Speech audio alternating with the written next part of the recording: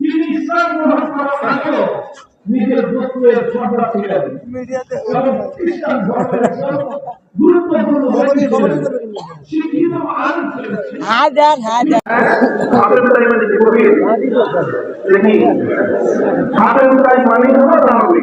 কোন মানুষ অনেক দানশীলতা করবে, অনেক দান করবে, তাকে আমরা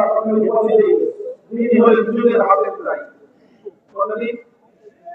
একজন ব্যক্তি ছিলেন, এই ব্যক্তি আল্লাহ নবী মুহাম্মদ সাল্লাল্লাহু আলাইহি ওয়াসাল্লামের যুগের আগে ছিলেন। নবীর সঙ্গে সাক্ষাৎ করতে পাওয়া যায় না, এই জন্য তিনি আল্লাহ ইমান গ্রহণ করেছেন, এটা মুসলমান নাই। তবে এই হাতের ঘোড়াই ছেলে তার সন্তান আমি